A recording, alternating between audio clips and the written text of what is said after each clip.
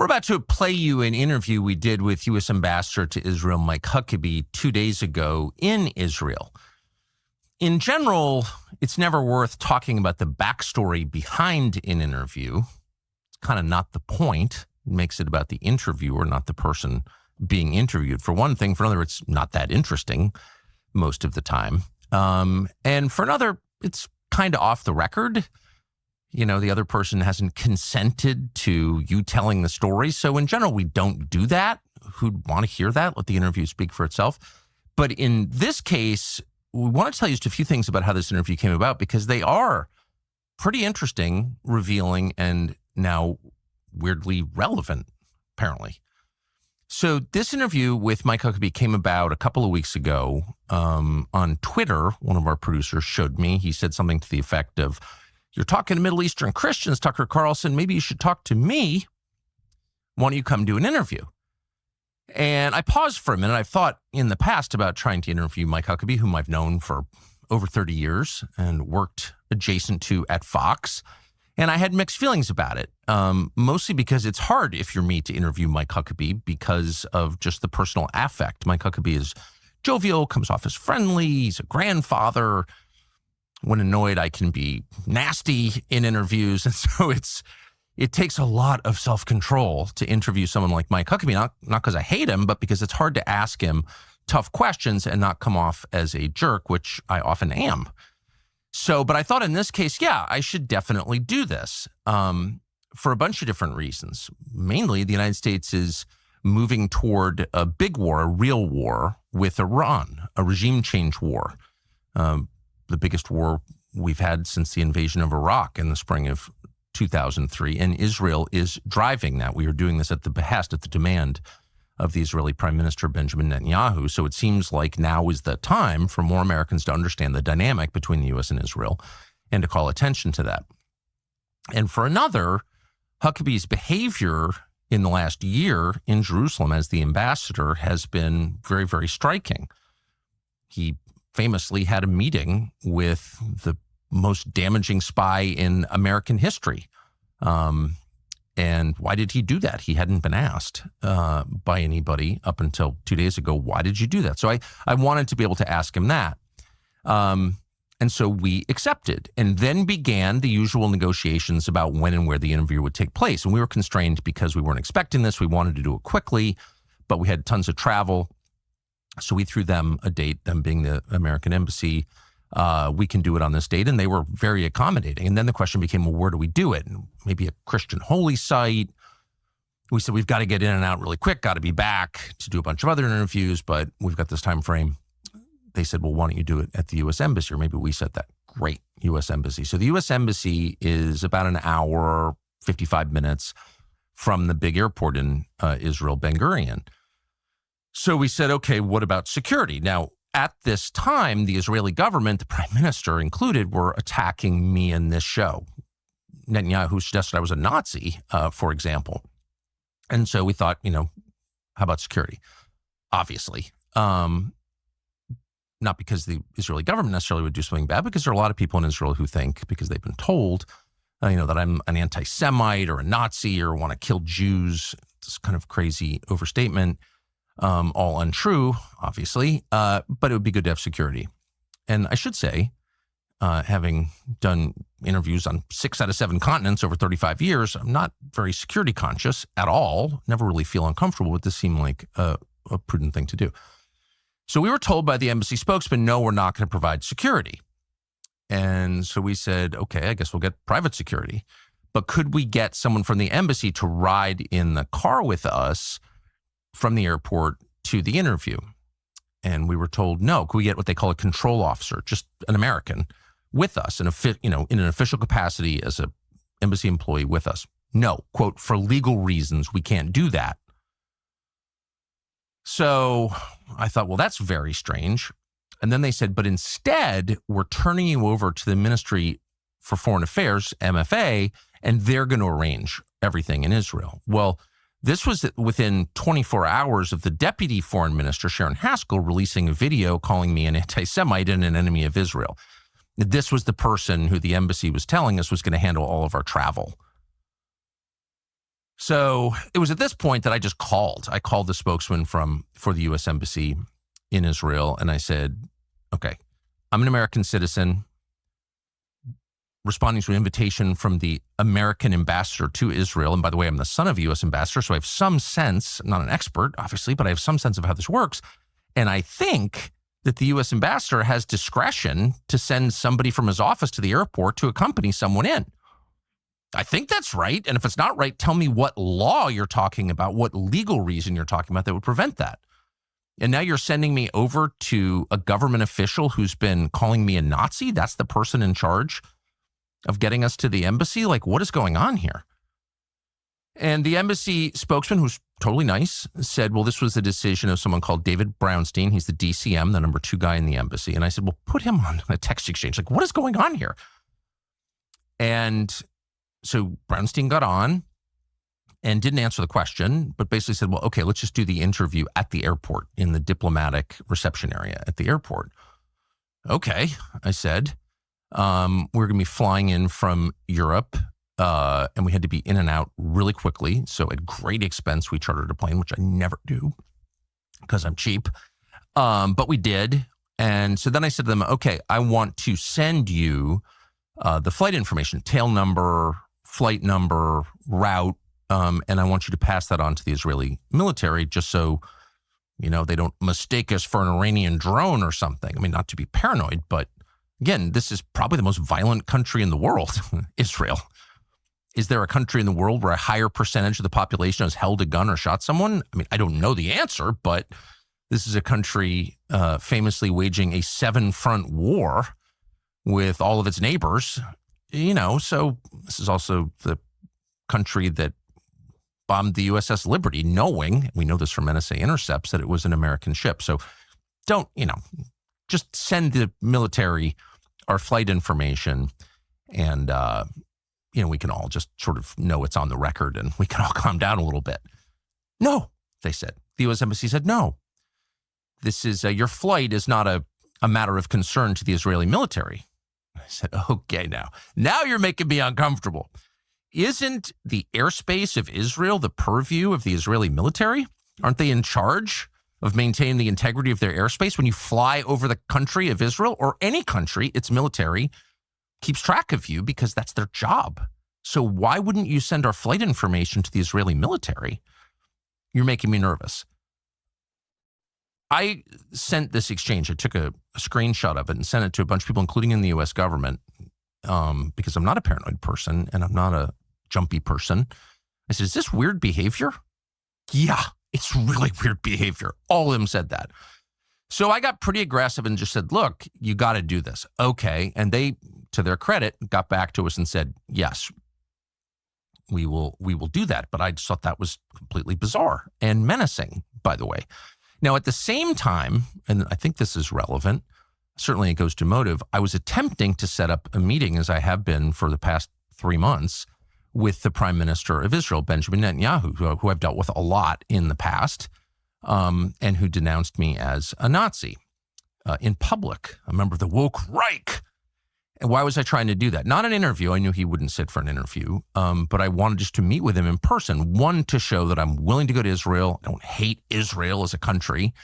But two, just to say directly to him, this is bad. This should be de-escalated. This kind of rhetoric doesn't help anybody. Calling me specifically, a Nazi and an anti-Semite when you know that I'm not.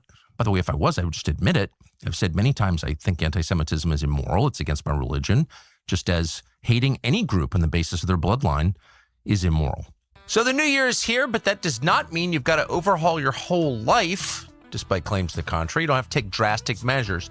Make a few changes here and there, and you'll be a lot better off. And you can start with the snacks in your pantry. Now, products from standard American chip brands are, let's be honest, pretty repulsive, filled with chemicals that make you feel heavy and bloated. They don't even taste that good. They're not good for you. We recommend an upgrade with Masa chips. Masa is the easiest way to eat clean without feeling like you're on a diet. The chips contain 3 ingredients. That's it. Organic corn, sea salt, 100% grass-fed beef tallow, and that is it. No seed oils, no mystery chemicals, just food, actual food. And they're amazing, and you feel great after. You don't feel weighed down. We particularly enjoyed the Cobanero flavor lately, but they're all great. You want to give them a try? Visit masachips.com, M-A-S-A, chips.com/Tucker. Use the code Tucker for 25% off your first order, or you can click the link in the video description, or you can scan the QR code to claim this outstanding offer. And so I really pushed hard for this meeting, and I called a lot of people who know him and who are in regular contact with him. In fact, I went to go see some of those people directly. Please, can you help me get a sit down for 5 minutes with Benjamin Netanyahu? And I probably called or met with 6, 7, 8, maybe more people on this question. People in official capacities, people in the Israeli government. I know a number of people in the Israeli government, people in Israel, a friend of mine in California who knows him. I mean, I really, really tried. And I did so for 2 reasons. One, because there was a threat to my family. The Israeli government and Netanyahu himself tried to punish 2 members of my family. I won't be more specific, but actually punish 2 members of my family because he has said in public many times, believes in blood guilt, Amalek. You know, when someone commits a crime against you, you punish not just him, but his family, his bloodline. There's no idea that's less Western than that, more anti-Christian than that. Christians reject that. Netanyahu doesn't. That's why he's talking about Amalek. And he was going after my family, literally. So I felt very threatened by that. But moreover, I think it's bad for my country to have people using that kind of language. Round them up, bring them to the camps, gas chambers, Nazis, anti-Semitism. It scares the heck out of people. It makes people crazy and hysterical. And certainly in my case, none of that is true. I hate collective punishment. I hate attacking people on the basis of their bloodline. I hate anti-Semitism and anti-white racism and all of this, or any kind of racism, period. And I've said that a lot. So using that kind of language against someone who is not fundamentally your enemy, who just, in my case, I want Christians in areas controlled by Israel to be treated with dignity, to have rights. And I don't want the U.S. government involved in a war, a regime change war with Iran. Those are my priorities, and I've said them out loud. I have no secret agenda. So to attack me as a Nazi for saying that suggests a total unwillingness to compromise. You know, anyone who doesn't agree with us 100% must be destroyed. His family must be attacked, my family, and must be written off as a Nazi. Well, when you do that, it makes people hysterical. It increases the temperature to a point that, you know, someone's going to get hurt if you keep talking that way. And it's just bad. It's bad for the United States. It's bad for the world. So I wanted to deliver that message. I finally wound up talking to a guy called Yoram Hazony, who is an Israeli who famously organizes the American National Conservatism conferences. And I said to him, look, you're having a National Conservatism conference in Jerusalem this summer. You asked me to speak at the first National Conservatism conference in the United States, and I did. Obviously, I believe in national conservatism, America first. I think every nation should put its own people first. That's why you have governments. And I would like to speak at this one. And moreover, I would like you to ask your friend Benjamin Netanyahu to meet with me. And we had this sort of long back and forth, and it was, no, you cannot speak at the National Conservatism Conference because you're an anti-Semite. No, I'm not, I said. Yes, you are, he said. And I said, well, I really would like to speak to Bibi to kind of de-escalate this. And he said, it would not be in his political interest to meet with you. That's almost verbatim what he said. Therefore, no. So then I realized, you know, you're dealing with people who are unreasonable, who are inflexible, who are in fact fanatical. And then add to that, of course, that my tax dollars are paying them. You know, it was all pretty distressing. So that was the backdrop behind our very brief and highly intense trip to Israel. So we show up on Wednesday, fly in from Europe, again, at great expense, and show up at the diplomatic terminal at Ben Gurion Airport where this interview is going to take place, which is bizarre in itself. A filthy building. The windows are so dirty in the terminal you can't see out them barely. There's like exposed drywall. The whole thing is depressing and grim. There's litter outside. Like, what is this? This is the diplomatic terminal in Israel. I thought that was very strange. Having been in a lot of diplomatic terminals, I've never seen a rattier one. We go in, And Huckabee's there. And of course, he's totally friendly, as he always is. Very, very friendly guy and cheerful. And we sort of chat. And the whole place is filled with these guys in T-shirts, thuggish looking guys in T-shirts who are some kind of security. So we do the interview. You're about to watch it. It's very long, at 2.5 hours-ish. And I try my hardest to be friendly. I think I kind of succeeded. You can judge for yourself. But I really got the sense, and again, you can decide as you watch it, that Huckabee was not able to answer any of the questions, but also not really in charge. You really got the feeling of a guy sort of trying his best to repeat the talking points, but very constrained, like unable to say certain things, not because those things might harm the interests of the U.S. government. He was happy to attack, for example, the U.S. military and say they're more brutal than the Israeli military. Okay. But unwilling to say certain things because they might reflect poorly on the Israeli government. And you sort of thinking about this for a second, you're like, wait, you're the U.S. ambassador. You're our representative to a foreign country. Why is your red line criticism of that country? Shouldn't you be representing us? And it was very obvious he was representing the Israelis. Obvious. And again, you can judge for yourself. But anyway, so we do this interview. It was cordial. And at the end, we're set to fly out. We have a time. We have to get out. And the plane is sitting right outside. And we're ready to go. And for some reason, the Israelis still have our passports. There are 5 of us there. And 4 of us are flying out on this plane. One's flying out commercial with our gear. So my business partner and I, sort of standing there, we've never left the airport, never went anywhere. But our 2 producers have spent the night before in Tel Aviv. And they're called into rooms and given the 3rd degree. Now, keep in mind, they're about to get on a plane and leave. In fact, we're late. We have to get out of there. We have a slot to get out. And security, whoever this is, won't let them go. So I don't really know what's going on at this point. I'm like, where are our guys? We got to get out of here. So one of them comes out and he says, that was the weirdest experience in my life. They asked me questions about the interview. Who did you speak to? Keep in mind, this was like 8 feet from where we did the interview. Well, the U.S. ambassador. I'm like, Huckabee, what did you talk about? Why did you ask those questions? Was it a hostile interview? And of course, everything in the diplomatic terminal is taped. Everything in Israel is taped. It's a police state. It's a surveillance state, obviously. You go to Israel, they put software on your phone. Everybody knows this. Okay, they're constantly spying on you more than probably any other country. And so they know the answers to these questions. But they're asking my producer, like, where do you work? How many people work there? Do you go to the office? Where is the office? What are their names?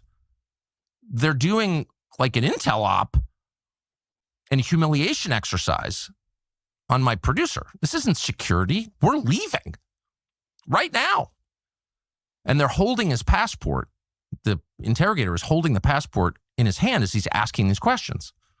So he's telling me this. And I said, this is the most outrageous thing I've ever heard. Huckabee's gone by this point.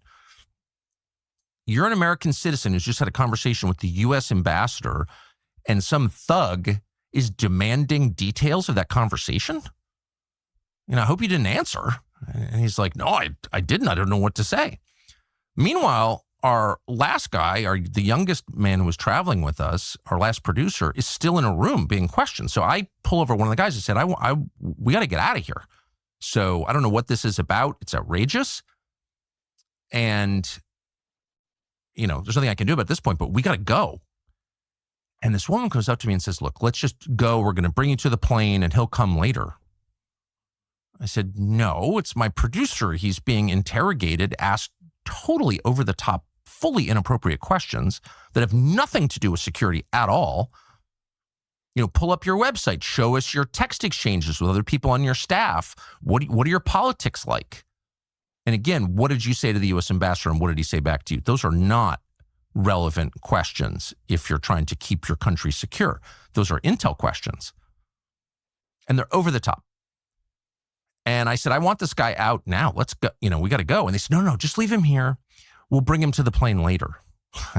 Twice they told me that. Just leave your guy behind. No, I don't think so. So I was enraged by this. Get on the plane. We get a text from a reporter who somehow knew that this had happened. I have no idea how. I had no interest in publicizing it, actually.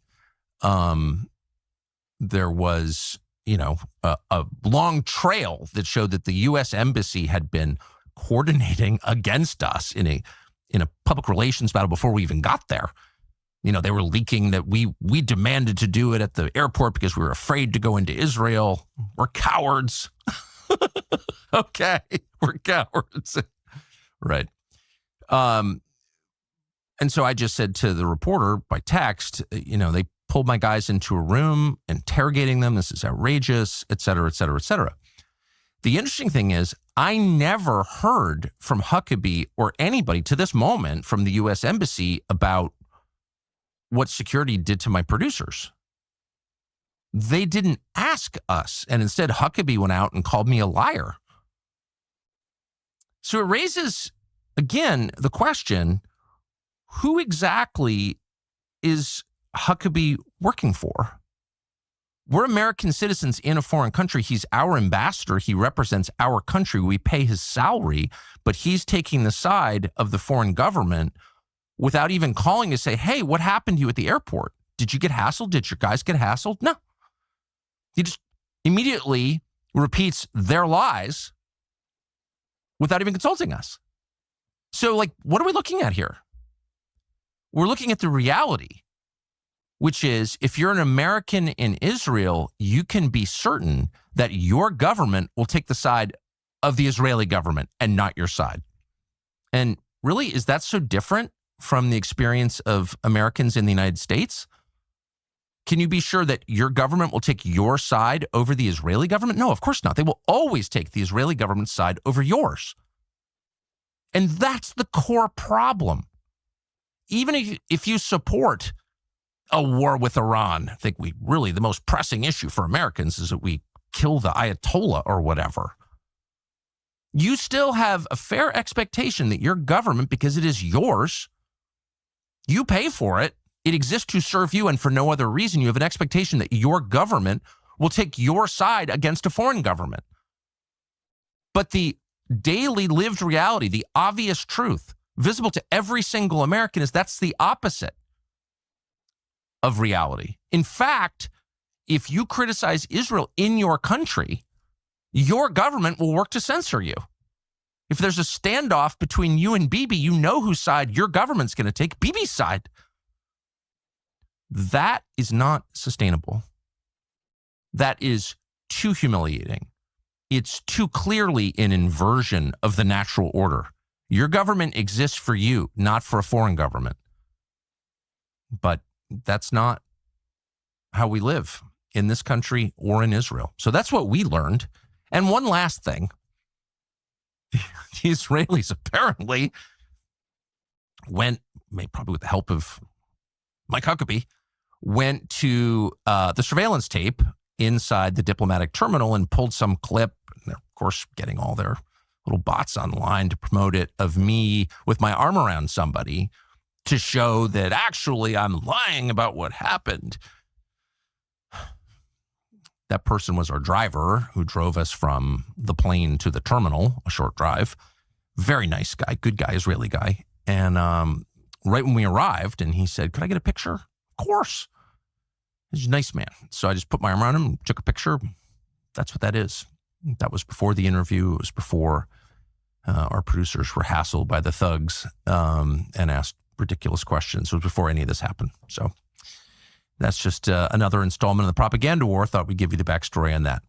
People seem to be more inflamed, not just emotionally, but physically, and more tired than ever. And food is part of the reason. Bad food. Ugh. Tastes good, but not good for you. For most of human history, people ate actual food, stuff that your body recognizes, but now you eat a ton of chemicals. Paleo Valley is the solution to this. Paleo Valley's bone broth protein is made from, 100% grass-fed and finished beef bones. That's it. No fillers, no additives, no weird industrial byproducts. It's actual food turned into something you can consume every day. Most people use it the way we do. You blend it into a smoothie or coffee. The chocolate flavor is top tier. It actually tastes awesome. They also have vanilla and salted caramel. Plus, they make a savory original turmeric ginger and an unflavored version you stir into soup, rice, or even just mix with hot water and drink like bone broth. You could do any of those things or all of them. Americans use Paleo Valley to support joints, digestion, recovery. Paleo Valley verifies sourcing and tests for pesticide, and that does matter. You don't want to drink pesticide, that you probably do inadvertently. If you want to add something genuinely useful to your diet, visit paleovalley.com and use the code Tucker for checkout. 20% off your first order if you do that. That's paleovalley.com, code Tucker for 20% off. So with that, here is our interview with Ambassador Mike Huckabee. I hope it's informative. Ambassador, thank you very much for having us, for inviting me. I was grateful to be invited. Well, thank you. I was grateful because I don't like all the name calling. I've engaged in some of it. I want to apologize for that. In general, I don't think people should be going immediately to motive, calling each other Nazis or anti-Semites. I said I hate the Christian Zionists. I lost control of myself. Of course I don't. I've apologized for that. I have problems with my anger, and so I just want to apologize to you since you are a Christian Zionist. You and I have known each other for over 30 years. Over 30 years. That is totally true. Back when you were in Little Rock. So yes, I was at the newspaper. It's why I wanted us to have a conversation, talk to each other and not about each other. And I appreciate very much your coming here to. Of course, and I'm only staying a couple hours, unfortunately, because I kind of shoehorned this in. But I hope that I will be back soon, and I hope that I can come back soon because I actually like, despite what you may hear, I actually like the country. I've been here a lot. And there are a lot of things I love about it. And I want to talk to people in it for like a week. Good. And get a better sense of it. So I want to ask you, everyone I've talked to in preparation for this has said the same thing. Jonathan Pollard? I'm just going to throw the name to you and have you explain. No, I'm glad you asked. Of course. Interestingly, there's been a lot of things about it. You're the first person who has asked me about it, which I find amazing. So I'm glad you did. Really? Yeah, the very first Good. person. Well, it's better to hear it. Sure. I met Jonathan Pollard 2 times. Once I was making a speech in Jerusalem. This has been a few years ago. His wife was still alive at the time, and he was there. And someone introduced me to him and his wife. I said hello to them. That was it. Hi. Nice to meet Esther, his wife, and that was it. I went and made my speech, and I left. Later, his wife passed away here in Israel. And I sent him a note and just said, I'm sorry to hear about your wife. I remember meeting her at the hotel, and sorry to hear it. He then asked, could he come and see me? He wanted to come and thank me for being kind to him. He came to the embassy. I think we met for maybe 30 minutes. We had a nice, pleasant visit. The funny thing was the New York Times reported that it was a secret meeting. Tucker, if you've ever been to the U.S. Embassy, you would know there's no such thing as a secret meeting at the U.S. Embassy. Sure. There are cameras everywhere. You walk through Marines, you walk through security, you walk through the front office, and there's a dozen or more people that are going to check you out when you come. And before you get there, you're going to have to give us your passport information. You're going to have to be vetted and screened and all of this stuff. So the idea that it was secret was ludicrous. The whole idea is, look, Jonathan Pollard did something that was terribly wrong. He sold secrets. He shouldn't have done it. He was sentenced to 30 years in prison and spent 30, actually was, I think he was sentenced to maybe more than 30 years, but he spent 30 years in prison. Most people convicted of something similar, which was one count, I believe, would have spent 2 to 4, but he spent 30. I don't have a problem with him spending 30 because I think what he did was despicable. I'm not defending anything about what he did. But even people like the former director of the CIA, a number of other senators on the Senate Foreign Relations of the Senate Intel Committee said that he should be allowed to leave and move to Israel if he wanted to. So it, to me, was not as big a deal that I had this basically courtesy meeting. He wanted to thank me for being nice to him when his wife died. That's pretty much the story. You advocated for his release when you ran for, I remember it, in 2011, long before he had served 30 years.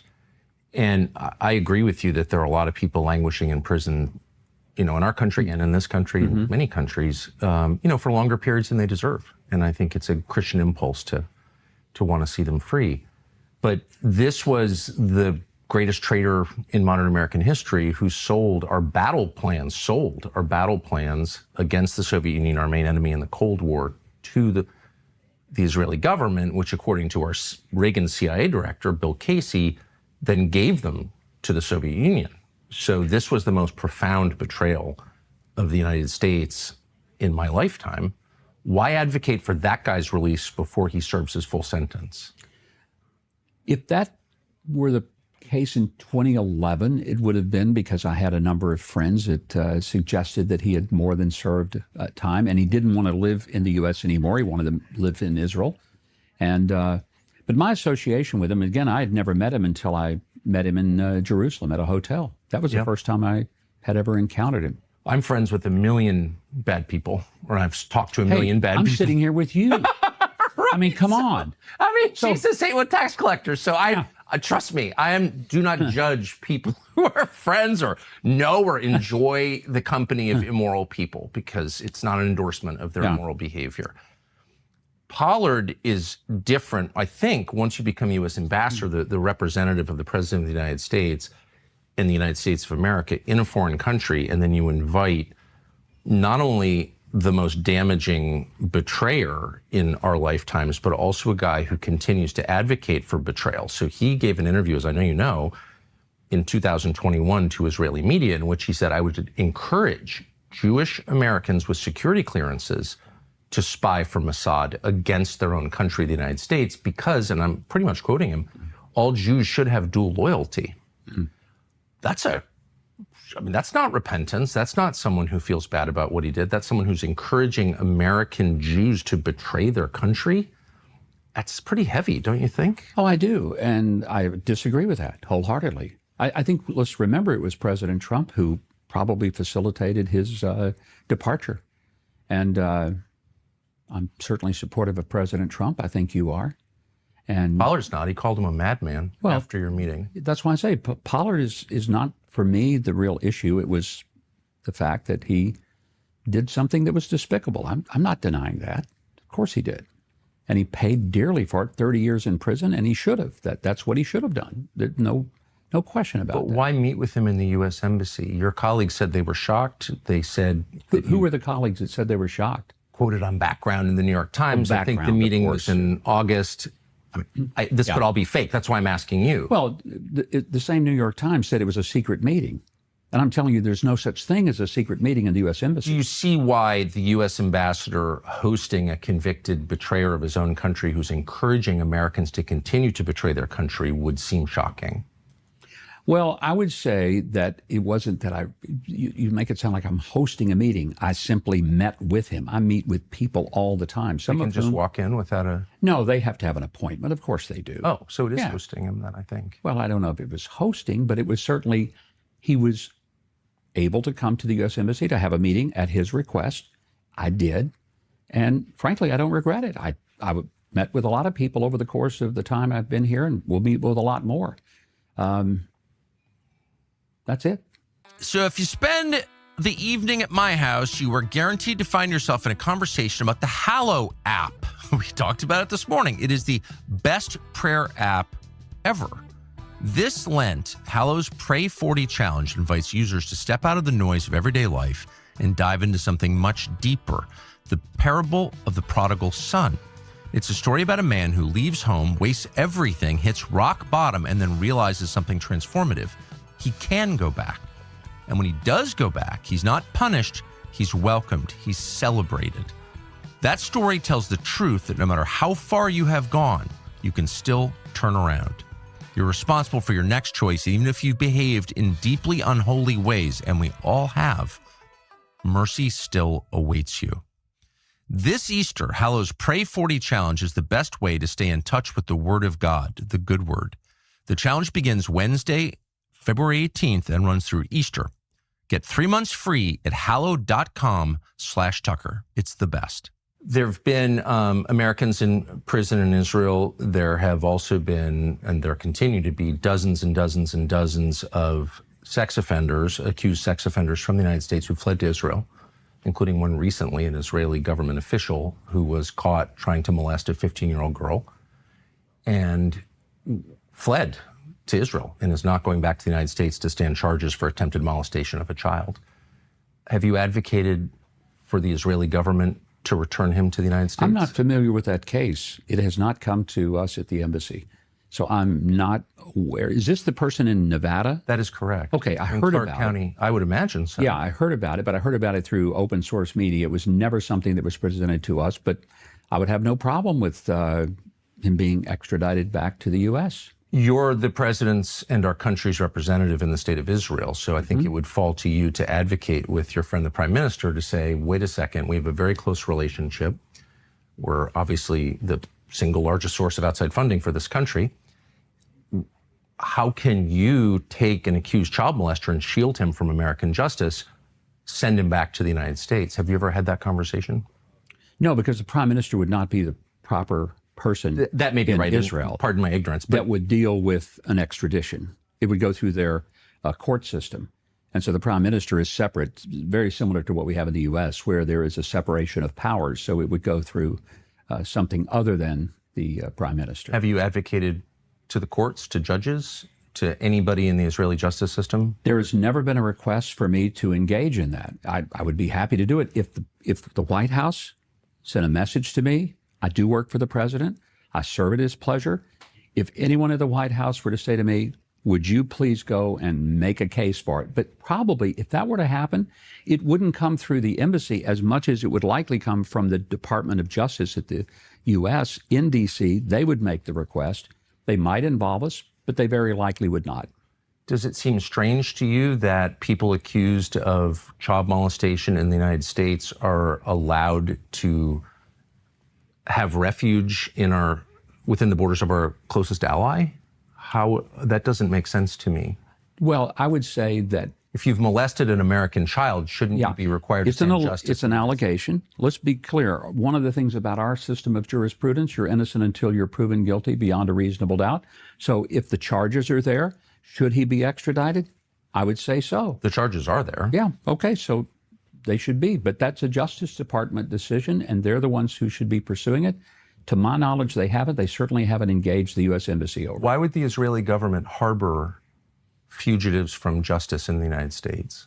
I'm not sure that there are dozens and dozens and dozens. Dozens. In fact, there's an Israeli group that keeps track of them that is dedicated, Jewish Israeli group dedicated to combating the molestation of children, and keeps a long list. And you can look it up. And Tucker, I hope you're not saying that you think the Israelis support the molestation of children.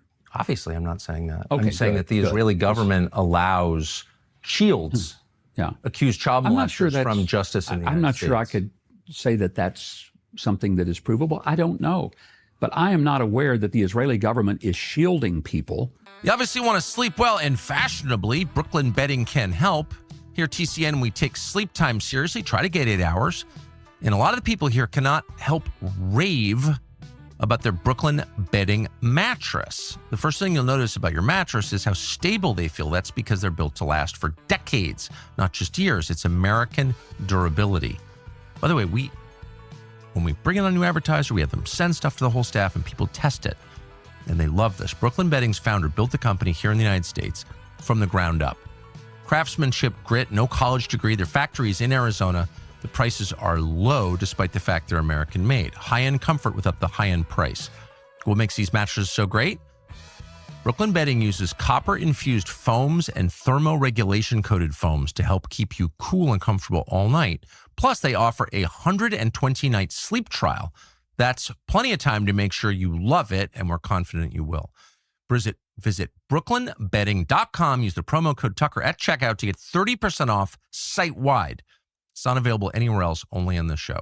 So take advantage while you can. Visit brooklynbedding.com, promo code Tucker. Well, they are, and I'll give you and I just want to make sure that I pronounce this man's name correctly. It's Tom, I believe, Alexandrovich? I think that's right, and I've written it down, but of course my handwriting is so terrible I can't read it. But yes, he is an Israeli, I believe, cybersecurity official who was at a conference in Las Vegas last year and was caught up in a sting designed to catch people soliciting sex from children. He was one of a number of people arrested for this. He was arraigned and charged. And then 2 days later, he fled to Israel and did his first hearing by Zoom. He was allowed for some reason to leave for a foreign country, having already been charged for a attempted molestation of a child. And he remains here now. And there have been many news stories about this. And I just wonder if you would ask the Israeli government to put him on a plane and send him back to face justice for attempting to molest an American child. It doesn't seem complicated. No, I wouldn't mind doing that, but I want to find out if the Justice Department of the U.S. has already sought to extradite him. Is there anything in process? I don't know. Why wouldn't they seek to extradite him? I have no idea. That's a question for the Justice Department. I have many questions for the Justice Department, like why are millions of Epstein files still classified? Why do you think that is? I have no idea. I haven't kept up with that. I've never met the man. I don't know him. You haven't kept up with the Epstein disclosure? I mean, only from a distance. I'm 6,000 miles away from D.C. these days, and I'm pretty sure that there's so much going on. The current president of Israel, current president, who I know you know, President Herzog, Know him very well. apparently was at Pedo Island. That's what it says in the disclosures. And of course, we know that the former prime minister, Ehud Barak, was living on and off at Epstein's house. So still living high-level Israeli officials are directly implicated in Epstein's life, if not his crime. So I would think that you'd be following this. Only I was not aware that there was any connection with President Herzog. I would be surprised to hear that. And knew there was about the former prime minister, who apparently had a lot of dealings with Epstein. Business dealings. And by the way, I'm not alleging anything, but I mean, it's in the Epstein files. And I don't know that I've heard the current president of Israel respond to it, but he is listed as a visitor to Pedo Island. So that's kind of a big deal. I wonder, considering there are so many suggestions in the files, as I'm sure you know, of sexual abuse, and given that Jeffrey Epstein was a convicted sex offender, I wonder why the administration you work for would be holding millions of files, which I believe belong to the public, hidden for, quote, national security reasons. What would those national security reasons be, do you think? Honestly, I think you've probably got more access to the White House sometimes than I do. You should ask them. Well, but you're the government official representing that White House. In Israel.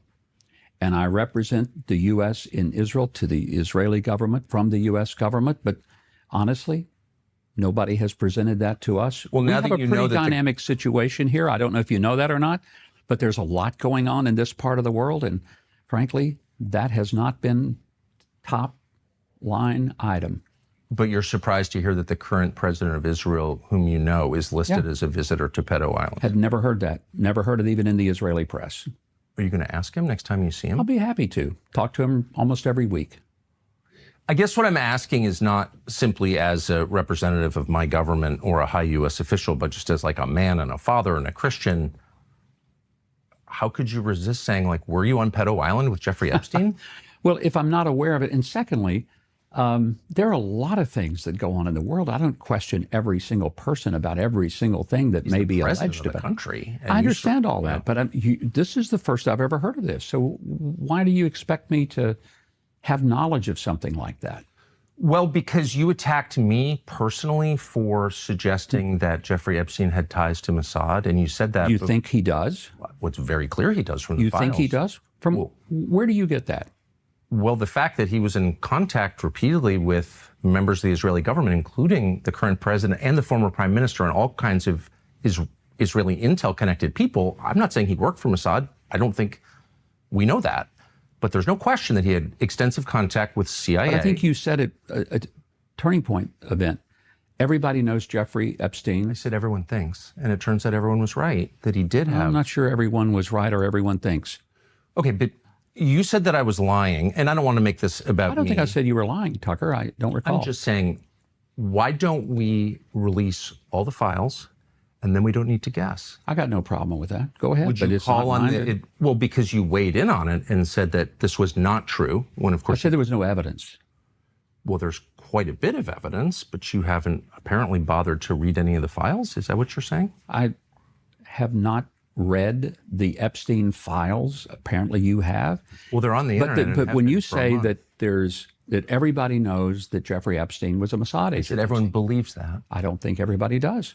I don't know. Well, everyone knows that he had contact with, and by the way, not just Israeli intelligence, American intelligence, which is much more distressing for me. I'm not Israeli, I'm American. I don't want my government having any contact with someone like Jeffrey Epstein. So the shame I wouldn't either. is on the United States, as far as I'm concerned, just to be totally clear about that. Everyone's very sensitive about the Israel connection, not at all sensitive about the U.S. connection, which I find very revealing. We should care about what our government does first, I think. But since you weighed in on it and said there's no evidence, I'm surprised that since that evidence has been open to the public for a month, since you've already weighed in publicly on this question, that you've made no effort to evaluate that evidence. Why is that? I just told you, I was certainly not aware that there were some specific allegations. I knew about the former prime minister, but I don't know him. I'm not sure I ever met him in my many times. You know, I've been to Israel over 100 times since 1973. The first time I came here was 1973, July. And it's almost 53 years of coming and going to this country. So I know the country well. I know a lot of people here, but I don't know everything and I don't know everybody, but I do a lot of people. Of course, no, and I can see your love for it, and I think that's great. But I'm talking about the U.S. government and its responsibility to, you know, there's a lot of complaint about conspiracy theories and everyone, you know, he's a hater. Everyone's assigning motive. But there's a way to end these conversations very quickly with facts. And I'm highly confused by... Have you brought this up to the president? I mean, no, I don't work for him. I've said this many times. I know you don't public. work for him, but you go to the White House and you see people there. You and J.D. Vance are very good friends. So have you brought this up to them? Because I have brought this up in public many times. It's not on my portfolio, but apparently it's very strongly on your mind. And I'm child just thinking you should molestation deal is a with it. significant concern for me. Well, it should be for everybody.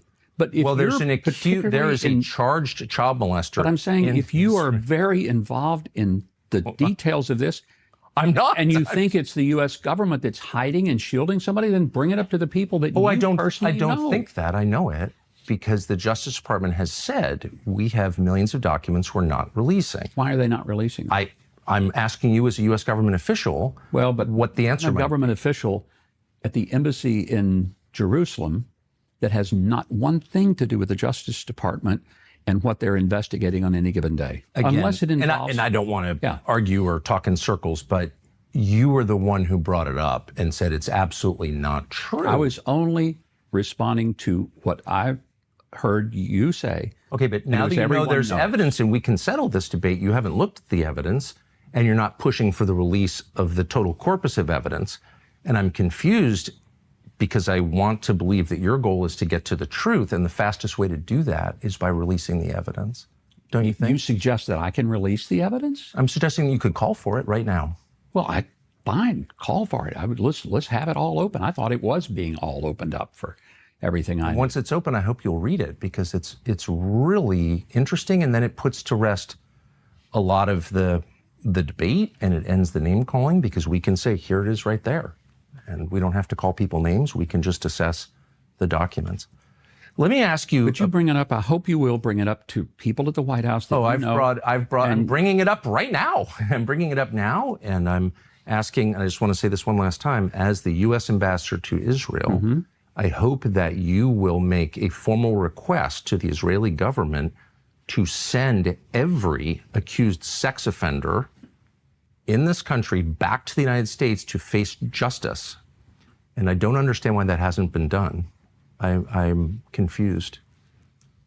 Well, we'll try to clear up all the confusion that we have. Well, if someone's been accused of trying to molest a child, I think it's... Then certainly, and I'll check with the Justice Department because it is a DOJ issue and it would be handled through DOJ, the U.S., to the court systems in Israel. That's how it would be handled.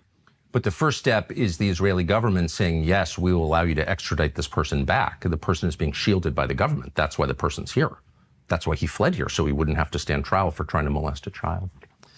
I want to get to as I said at the outset, I said something awful that I regret that my wife barked at me about. I lashed out at Christian Zionists and evangelicals, and I just want to say again that I'm sorry. I've always liked them because they're pro-life and they're also really nice people. So for the third time, I'm sorry that I said that. I think part of my problem was I don't understand the theology, and you are not a fake Baptist minister. You're an actual minister. You had a church for many years. You're an actual theologian. So, and I mean this with sincerity, I hear people say, those who bless Israel will be blessed. I know it's a reference to Genesis. I don't understand the connection between that concept and modern Israel and the geopolitical world. And so I'm going to stand back and well, ask let's first define, because, from my days as a debater in high school and college, one of the things I knew, you didn't start the debate till you defined the terms. Amen. Let's define the terms. Thank you. What is, Thank you. What is a Christian Zionist? Okay. What does that mean to you? What does it mean? I don't know. It's the people who call me a Nazi for asking what Israel means. I mean, that's kind of my, I don't even know. But here's the point. If you say a Christian Zionist is a person who has a brain virus and is guilty of heresy, that's a pretty big charge. I know. I shouldn't have made it. I made it out of anger and ignorance. So, and I'm Christian, I think we can agree, is somebody who follows Jesus Christ. Exactly. Has a personal relationship with Jesus Christ, believes in his death, burial, resurrection, has repented of one's sins, and have accepted him as one's Savior. Would that be fair? Amen. Christian. Define that. Zionist. A Zionist simply means a person who believes that the Jewish people have a right to have a homeland where they have security and safety. Did you believe that the Jews have a right to live in Israel? Do you believe that Jews have a right to live in Israel? That would be a Zionist. That's all a Zionist is. I have a million questions about what all of those terms mean. Yeah. But conceptually, I wish Israel no harm.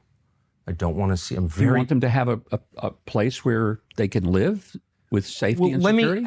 So I saw this recently in an extremely telling exchange between the lieutenant governor of Texas, who I know and I've always liked, and a woman I don't know, never met, who's on the Religious Liberty Commission or something.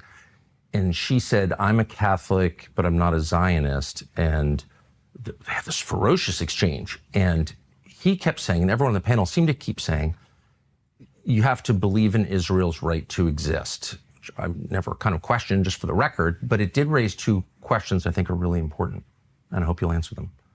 One is, where does that right come from?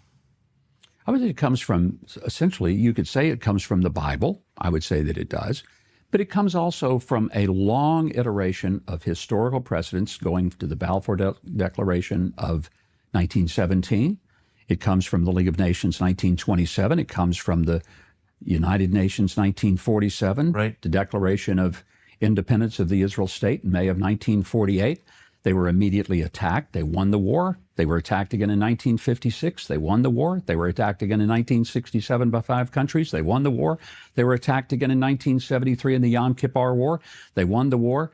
The point is, does Israel have a right to exist? They also had wars in 1982 in Lebanon. They've had the intifadas, 2 of those. They've had Lebanon again in 06. I was there. No, I'm very familiar with the modern history of the state. Okay. Pretty familiar, I think. And I've been But here. a Zionist simply means somebody who believes that Israel has a right to exist. Now, the question is, do you believe Israel has a right to exist? I guess. I mean, I want Israel to exist. Well, no, but I want to know what that means. So, like, do other countries have a right to exist? Well, they do exist. Do they have a right to exist? You keep saying Israel has a right to exist, and I want to know what other countries have a right. They have a legal right, because every international body in the last 100 years has said the Jewish people have a right to their indigenous homeland. My question so that's a legal right. What other? Do they have a biblical right? I would say that yes, but you may say they don't. I don't know. I'm actually sincerely interested in finding out what you mean by a biblical right. But first, to the legal right, does any other country on the planet have the same right that Israel has to exist? Well, you could say, does Jordan have a right to exist? When it was Transjordan and the Brits came and divided up the Middle East, and they gave some land to Jordanians, and they gave some land to the Saudis, and they gave some land to various Middle Eastern countries, and it was all carved up. And the French gave Lebanon its right to exist. Do they have a right to exist? Do they? Well, why not? Okay. Every country. Does the U.S. have a right to exist? I'm asking you. Okay, and I'm telling you, I think the U.S. has a right to exist. Okay. We came here. We came there. We're in Israel now talking. But does the U.S. have a right to exist? Does anyone question whether we have a right to exist? I don't. Yeah, but of course I'm for America. You know, Good for you. But so every current country on the map has the same right to exist that Israel has. Is that what you're saying? I think what we're saying is that when a country has established itself and it is following international law, it has been deemed by numerous bodies that it is indigenous to its homeland, as Israel is. This is its homeland. It goes back 3,800 years to the time of Abraham. It's not that hold on. Now I'm getting the Jewish people just showed up here in 1948 and said, we're going to have some land. Hold on. So those are two different tracks, and I just want to make sure that we separate them so I understand each one separately. All right. So you're saying there's the modern legal framework, and so you said a country that abides by international law has a right to exist. I would say that is a part of its existence. Would the inverse be true that a country that does not abide by international law forfeits its right to exist? Not necessarily if it has the capacity to stay and make its case known. But there have been Jewish people in this land, okay, but that's in this very land, for 3,800 years. Okay. So, but you're saying as the modern nation state with borders and a military and a Knesset and just all the kind of trappings of a modern country, all of which I support, that country has, every country on the planet has the same right as Israel to exist because it does exist. Is that what you're saying? I'm just trying to understand the concept here. Well, I think what we're trying to get to is Christian Zionism, and you've taken this way off the road here. I don't know that I have. I don't mean to.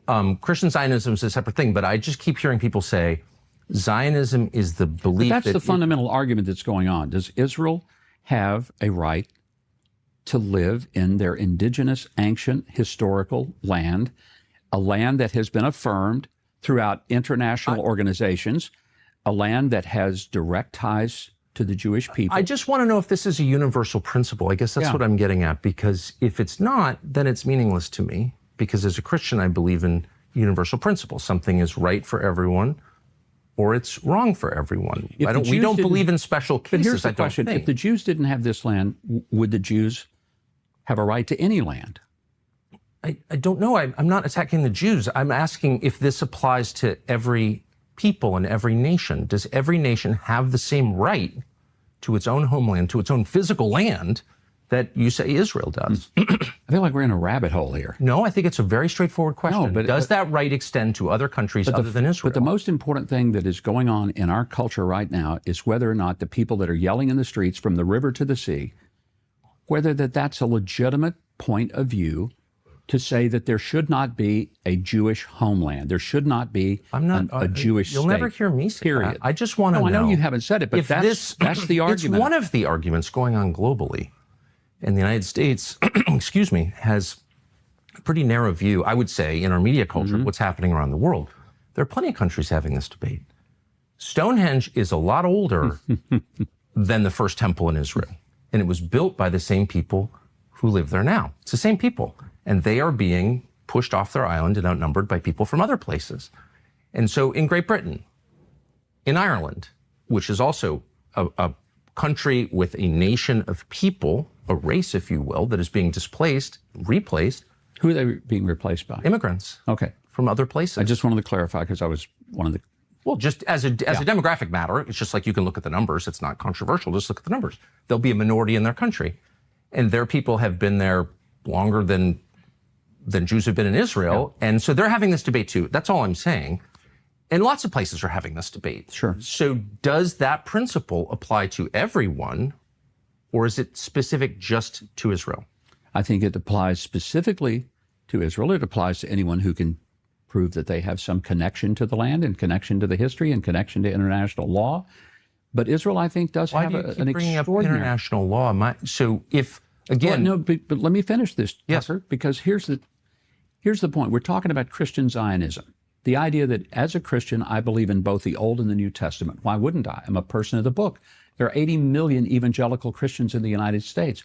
What makes us who we are is our adherence to the Scripture, our belief that the Bible, all of it, not part of it, but all of it, is the Word of the living God. Yeah. So if I believe in the Old and the New Testament, I do believe that there is a very specific call to the Jewish people that started with Abraham And he called him out of what is now modern day Iraq, said, come where I send you. He came. This is the land. Genesis 12:3. He says, I will bless those who bless you, curse those who curse you. In Genesis 17, he looks out at the world. He says, look, and this is where I'm giving you the land.